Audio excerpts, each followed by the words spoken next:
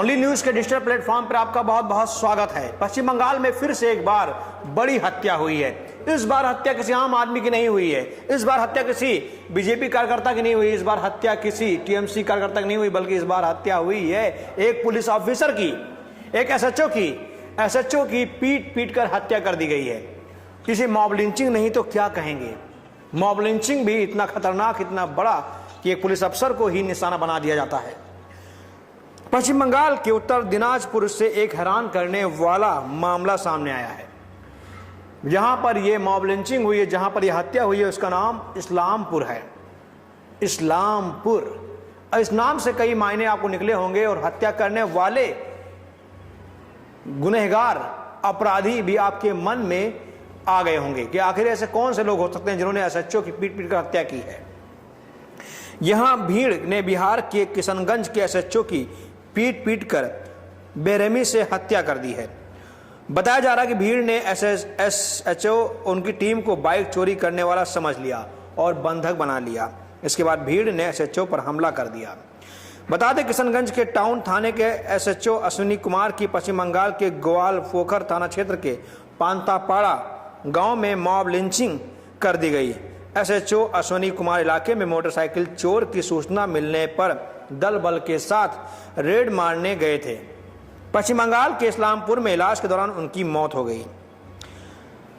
बता दें कि पुड़िया आईजी सुरेश प्रसाद ने घटना की पुष्टि की। उन्होंने कहा है कि मोटरसाइकिल चोरी की सूचना मिली थी, उसी को लेकर यहां पर बिहार पुलिस की तरफ से रेड की गई थी। पुलिस टीम की गांव वालों के साथ मारपीट हुई, जिसमें एसएचओ की मौत हो गई। हम लोग इसमें बंगाल पुलिस के साथ मिलकर जांच कर रहे हैं। जो भी दोषी होगा उसको कड़ी से कड़ी सजा दिलाएंगे। जान लें कि भीड़ के हमले में एसएचओ अश्विनी कुमार के सिर पर गंभीर चोट लगी, जिसके कारण उनकी मौत हो गई। एसएचओ के अलावा कई अन्य पुलिसकर्मी भी घायल हुए हैं। पुलिसकर्मियों पर जानलेवा हमला भी किया गया है। पश्चिम बंगाल पुलिस ने एसएचओ के शव को कब्जे में लेकर पोस्टमार्टम के लिए इस्लामपुर की सरकारी अस्पताल भेज दिया है।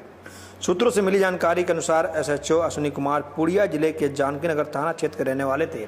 वह 94 बैच के इंस्पेक्टर थे।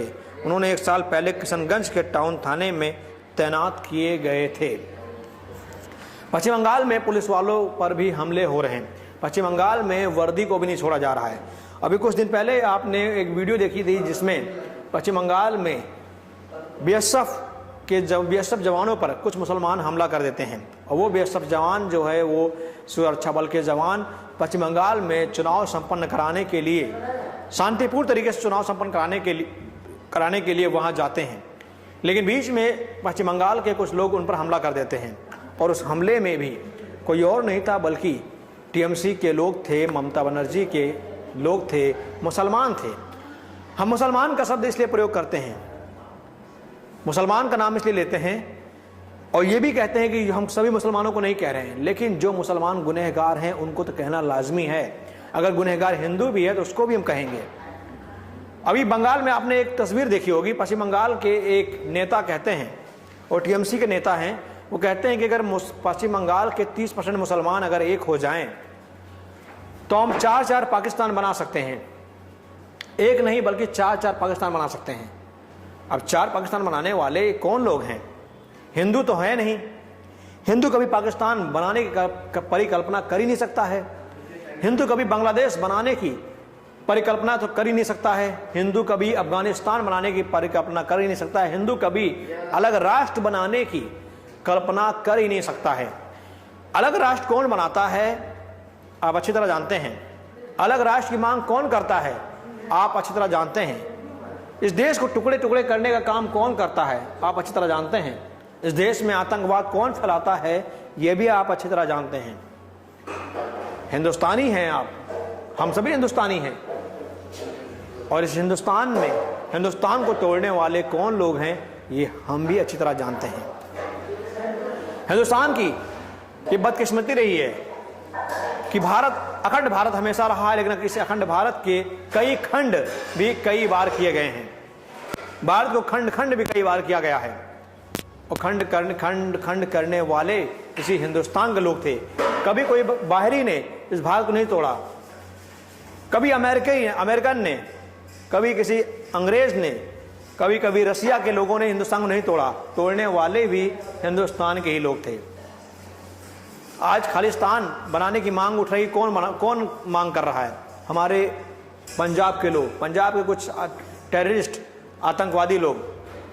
आज बंगाल को अलग करने की, असम को अलग करने की मांग कौन कर रहा है?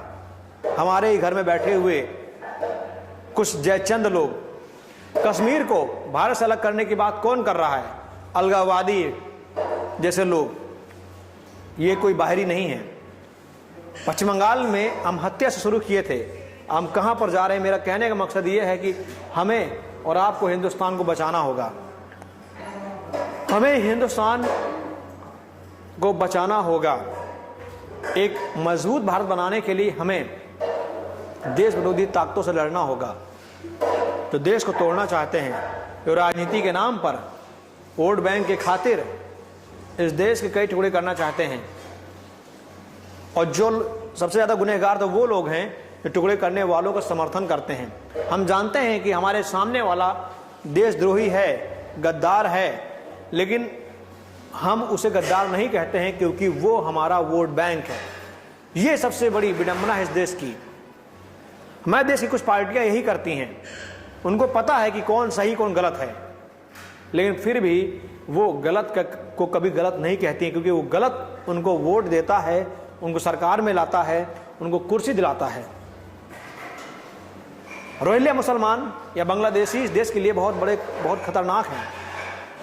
चोरी चमारी, गुंडागर्दी, मॉब लिंचिंग, हत्या, आतंकवाद, सब कुछ इनके अंदर है और सब कुछ करते हैं।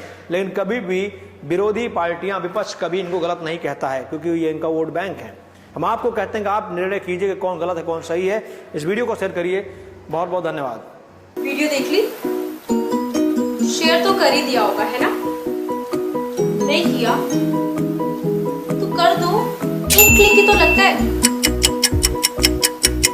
अब तो कर दिया होगा, अभी भी नहीं किया? अरे कर दो ना। और हाँ, साथ ही चैनल को सब्सक्राइब करना और बेल आइकन प्रेस करना बिल्कुल मत भूलना। ओनली न्यूज़ 24/7, सच की तह तक। हम देते हैं सबसे सटीक खबर और हमारी खबरों को देखकर होती है देशद्रोहियों को जलन। क्योंकि ऑनलाइन मीडिया में बजता है सिर्फ हमारा ही डंका। क्योंकि भारत हो या अमेरिका, इंटरनेट पर हर कोई हमें है चुनता।